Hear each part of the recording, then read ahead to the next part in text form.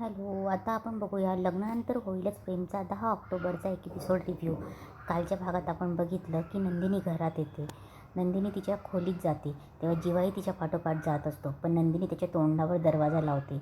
नंदिनी खोलीत आतमध्ये जाते आणि खाली खूप रडत असते. इकडे जीवाही दरवाजाच्या बाहेर उभा असतो आणि खूप रडत असतो. त्यांना दोघांना एकमेकांच्या आठवणी आठवत असतात. तर जीवा ते आनंद निवासचं मॉडेल बनवलेलं तिथेच ठेवतो आणि बाहेर जातो. बाहेर गेल्यावर त्याला मिथुन काका भेटतात आणि मिथुन काका बोलतात की काय रे जीवा, सध्या किती बिझी झाला आहेस तू. एका घरात असून आपण एकमेकांचे तोंड बघत नाही आहोत. तेव्हा मिथुन बोलतो एकदम एवढा बिझी झालास तू. तेव्हा जीवा बोलतो काका बिझी मी नाही, बिझी तू झालायस. तेव्हा मिथुन बोलतो अरे हो रे. तेव्हा मिथुन काका सांगत असतात की अरे हो बिझी झालो रे, 2-3 बिझनेसच्या आयडिया मला भेटल्या आहेत, तर मग त्या बिझनेसच्या आयडिया करण्यासाठी माझी धावपळ सुरू आहे. मला मदतीचा हात कोणी भेटेल का हे बघतोय मी. तेव्हा जीवा बोलतो तो मदतीचा हात वर खेचणारा आहे की खाली खेचणार आहे हे नीट बघून घे हं. तेव्हा मिथुन काका बोलतात हो रे, बरोबर बोलतोयस तू, बरोबरच बोललास रे तू. लहान मूलसुद्धा आपण त्याला जेवण भरवत असताना लगेच तोंड उघडत नाही.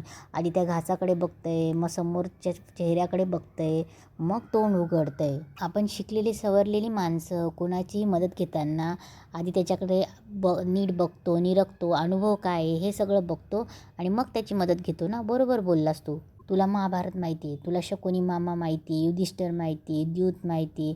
आता शकुनी मामाने काय केलं, भांजे भांजे म्हणत युधिष्ठिरला द्यूत खेळायला बोलवलं. आता मामा बोलवतोय म्हटल्यावर भाचा नाही येणार का. आणि मग मामाने काय केलं, द्यूत खेळता खेळता केसाने गळा कापला आपल्या भाच्याचा. द्यूत खेळताना त्याचं राज्य जिंकलं, त्याची बायको जिंकली, त्याला वनवासाला पाठवलं. कोणी, मामाने. कापला ना केसाने गळा. अरे इतिहास सांगते मी नाही, त्यामुळे मी कुणाचीही मदत घेताना मी नीट पारखून घेणार, हे माझं ठरलं आहे. तेव्हा मिथुन काका बोलतात जीवा आज आनंद निवासची 10वी अॅनिव्हर्सरी आहे ना, तुझं अभिनंदन करायला पाहिजे. तेव्हा काका अभिनंदन करणार. तेव्हा जीवा बोलतो की काका काय करतोय यार, आणि पुढे जातो. तेव्हा मिथुन काका बोलतात अरे नंदिनीचं अभिनंदन करायला पाहिजे. तेव्हा ते जीवाकडे बघतात आणि बोलतात जीवा तुझ्या चेहऱ्याला फुगवलेल्या फुग्याला कोणी टाचण मारल्यासारखा का चेहरा झालाय तुझा, काय झालं रे. तेव्हा जीवा बोलतो कारण माझ्या आनंदाचा फुगा मी स्वतःच फोडून टाकलाय. नंदिनीच्या आयुष्यातला आनंद स्वतःच्या हातांनी हिरावून घेतला मी. तेव्हा मिथुन बोलतो की अरे नीट समजेल या भाषेत सांग. तेव्हा जीवा बोलतो उडणं विसरलो होतो रे मी, पण नंदिनीने मला बळ दिलं, माझ्या पंखांना बळ दिलं आणि मी माझेच पंख स्वतःच्या हाताने छाटून टाकले. तेव्हा मिथुन बोलतो की जेव्हा असं कोड्यात बोलू नको प्लीज, मला काय झालं ते सांग. तेव्हा जेव्हा झालेला सगळा प्रकार आनंद निवासमध्ये जो जो काही झाला आहे तो मिथुनला एक्सप्लेन करत असतो. हे सांगितल्यावर जीवाने हे सगळं सांगितल्यावर मिथुनलाही शॉक बसतो. तेव्हा मिथुन बोलतो अरे जीवा काय करतोस तू, इतकं सगळं होऊनही नंदिनीसारखी मुलगी तुझ्या पाठीशी उभी राहते आणि तू काय केलंस, तिच्या पायातलं त्राण काढून घेतलंस. तेव्हा जीवा बोलतो खूप मोठी चूक झाली आहे माझ्याकडून. तेव्हा मिथुन बोलतो तू चूक नाही, गुन्हा केला आहेस तू. तिच्या पायाखालची जमीनच नाही, तिच्या उडणाऱ्या स्वप्नांना पण आभाळातून ओरबाडून काढलेस तू. आणि तुझ्या इतका मूर्ख मी तरी नाही आहे. तुला साधी जमीन बघता आली नाही. मला माहिती आहे नंदिनी तुला म्हटली असणार की जेव्हा कोणावरही आंधळा विश्वास ठेवू नका, आणि तू ऐकलं नसणार. तुझी अक्कल काय शेण खायला गेली होती. तेव्हा जीवा बोलतो खरंच माझी अक्कल शेण खायला गेली होती. ती म्हणाली होती मला की जे काय कराल ते शांतपणे शांत डोक्याने विचार करून करा. खरंच नाही ऐकलं रे मी तिचं. माझ्या एक्साइटमेंटने सगळी माती केली, संपलं सगळं. तेव्हा मिथुन बोलतो संपलं नाही, तू संपवलं सगळं. तिच्या स्वप्नांची माती केली, तिच्या आनंद निवासच्या माणसांना उघड्यावर आणलंस तू. तिला तुझ्यामुळे शिव्यासाप मिळणार आहे आणि त्याचं पाप तुझ्यावर येणार आहे, कळलं तुला. तेव्हा जीवा बोलतो की माझा तसा हेतू नव्हता रे, मी माझ्यामुळे तिच्या माणसांना उघड्यावर येऊ देणार नाही. आजवर त्यांनी डोळे झाकून तिच्यावर विश्वास ठेवला आहे, मी तिच्या नावाला डाग लागू नाही देणार. तेव्हा मिथुन बोलतो हो का, काय करणार आहे तू. तेव्हा जीवा बोलतो शांत नाही बसणार, ज्यांनी हे केलं ना त्याची एकेकाची कॉलर धरणार आहे. तेव्हा मिथुन बोलतो ए बाबा जीवा तुझ्या पाया पडतो, आता काही करू नकोस, आणखीन काहीतरी करायला जाशील आणि आणखी एक खड्डा तिच्या साठी करून ठेवशील. अरे जीवा तुझ्यापेक्षा माझी पिऊ हुशार आहे. 1000 रुपयाची वस्ती घेताना 100 वेळा त्या माणसांना विचारते. अरे लाख रुपये करोडो रुपयाची जमीन घ्यायला गेलास, त्या भास्कर काकाला विचारता नाही आलं? आपण आधी जमून बघूया, नंतर व्यवहार करूया. तेव्हा सुचलं नाही, तुझ्या डोक्यात सुचलं नाही तुला? तेव्हा जीवा बोलतो, हो रे, ती मला म्हणाली होती की काका काका म्हणून त्यांच्यावर आंधळा विश्वास ठेवू नका. का नाही ऐकलं मी? मला काही समजत नव्हतं. तेव्हा मिथून बोलतो, अरे हो रे, नंदिनीसारखी मुलगी तुझ्या पाठीशी उभी राहिली, तिने कधी तुझ्या स्वप्नांची खिल्ली उडवली नाही. अरे इतरांच्या बाबतीत ते चित्र वेगळं असू शकतं, माझ्या बाबतीत आहे. मी एवढा काय काय करत असतो आणि माझी बायको, माझी मंजू माझ्यासमोर खिल्ली उडवते, माझ्या मुलींसमोर माझा अपमान करते, ना करता पुरुष ना करता बाप म्हणते. विचार काय वाटत असेल रे माझ्या मनाला? अरे नंदिनीसारखं तुझ्या आयुष्यात, तुझ्या रूपाने तुझ्या अंगणात चाफ्याचं झाड उगवलंय. अरे त्या झाडाची फुलं वेचायची सोडून त्या झाडाच्या मुळांची माती काढत बसलास. तेव्हा जीवा बोलतो, नाही काका, सगळी चूक माझी आहे.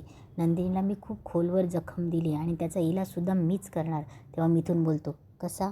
मी आता त्या इन्व्हेस्टरकडे जातो, त्याची माफी मागतो, पाय धरतो, जे करायचं ते करतो आणि पुन्हा ती नंदिनीची जमीन मी मिळवूनच देईल. तेव्हा मिथून काका बोलतात की जीवा, आता जे झाले ते काही करायला जाऊ नको. आता तू एक काम कर, विक्रम दादाच्या हे कानावर टाक, म्हणजे ते काहीतरी करतील. तेव्हा जीवा बोलतो, नाही काका, पुन्हा एकदा माझ्या नावावर शिक्का पडेल की जीवा काहीच करू शकत नाही. तेव्हा जीवा बोलतो, नंदिनीला मी जखम दिली ना, तर त्यावर फुंकरसुद्धा मीच घालणार. जग इकडचं तिकडे झालं तरी चालेल, पण नंदिनीला मी तिचा आनंद मिळवूनच देणार. इकडे मानिनी नंदिनीला भेटायला येते. तेव्हा नंदिनी दरवाजा ओपन करते. तेव्हा मानिनी बोलते, अगं हे आनंद निवासचं मॉडेल असं बाहेर का ठेवलं होतं? तेव्हा नंदिनी बोलते, मी तरी नव्हतं ठेवलं, जीवांनी ठेवलं असेल. तेव्हा मानिनी बोलते की हो, पण त्याने असं बाहेर का ठेवलं? तेव्हा नंदिनी बोलते की तुटलं म्हणून ठेवलं असेल कदाचित. तेव्हा मानिनी बोलते की तो जोडणार होता. तेव्हा नंदिनी बोलते, आता जोडून काय उपयोग? तेव्हा मानिनी बोलते, म्हणजे असं का बोलतेस तू? तेव्हा नंदिनी बोलते, म्हणजे त्यांनी ज्या कामासाठी बनवलं होतं ते काम झालं आता. तेव्हा मानिनी बोलते, नाही, पण तरीही काम झालेलं असलं, हे तुटलेलं असलं तरी त्या गोष्टीकडे दुर्लक्ष करणाऱ्यासारखा नाही आहे जीवा. मग मानिनी नंदिनीला सांगत असते की तुला मी म्हणाली ना, तुटलेलं जोडता येतं त्याला. लहानपणी जेव्हा पार्थ आणि जीवा खेळायचे ना, तेव्हा एखादी वस्तू जीवाकडनं तुटली ना, तरीसुद्धा तो ती तोडून जोडून मस्त जपून ठेवायचा. या आनंद निवासचं मॉडेलसुद्धा तो जोडेल आणि जपून ठेवेल बघ, मला खात्री आहे. इकडे पार्थ काव्याला शोधत असतो. तेव्हा पार्थला काव्यासोबत घालवलेले दिवस आठवत असतात. मानिनी नंदिनीला विचारते, जीवा कुठे? तेव्हा नंदिनी बोलते की मला नाही माहिती. तेव्हा नंदिनी थोडी सावरते आणि बोलते, म्हणजे ते मला कुठे काय सांगून जातात? तेव्हा मानिनी पण थोडी शॉक होते आणि ती बोलते की लहरी कार्टा आला असेल त्याला मित्रांचा फोन वगैरे, म्हणूनच हे मॉडेल वगैरे असं टाकून बाहेर निघून गेला. नंदिनी, मला माहिती जीवा असा लहरी आहे, मोडी आहे, पण तू समजून घेशील ना त्याला, हळूहळू टाळ्यावर आणशील ना? तेव्हा नंदिनी मान हलवते. तेव्हा मानिनी बोलते की मला माहिती होतं तू नाही म्हणणार नाहीस.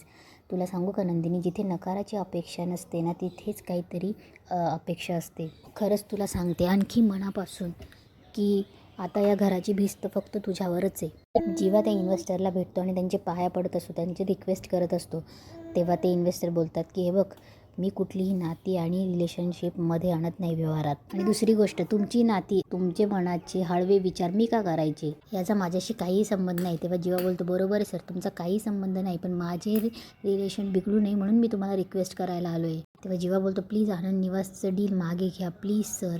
तेव्हा ते इन्व्हेस्टर बोलतात, हा तुम्हाला खेळ वाटतो का? 100-200चा व्यवहार नाही, हा कोटींचा व्यवहार आहे.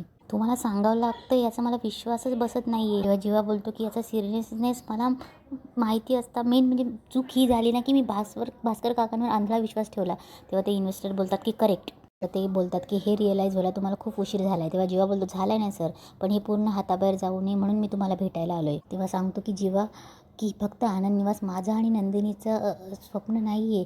तिथे खूप लोकं राहतात जी बेघर असतात, जे वृद्ध आजी आजोबा तिथे राहतात, जे लहान मुलं ज्यांना एक वेळेचं खायलाही भेटत नाही, अशी लोकं तिथे राहतात सर. त्यांच्या हक्काचं घर येते, तिथे कित्येक भुकेल्यांना भाकर मिळते, मायेचा स्पर्श अनुभवता येतो सर. प्लीज सर, त्यांचा हक्काचा घास हिरावून घेऊ नका, त्यांच्या डोक्यावरचं मायेचं छप्पर हिरावून घेऊ नका, मी रिक्वेस्ट करतो प्लीज सर. आपली नंदिनी विचारते, आई असं का बोलतायत तुम्ही, काय झालं? तेव्हा मानिनी बोलते, काही नाही गं, मनात जे आलं ते असंच बोलून टाकलं मी, बाकी काही नाही. मला तर असं वाटतं ना, कुठल्याही वयात माणसाला मैत्रिणी असायलाच हवं, म्हणजे मनात जे काही येईल ना ते बोलता येतं. माझ्यासाठी तूच माझी मैत्रिणी म्हणून बोलले फक्त, तुलाही असेल ना एखादी मैत्रीण?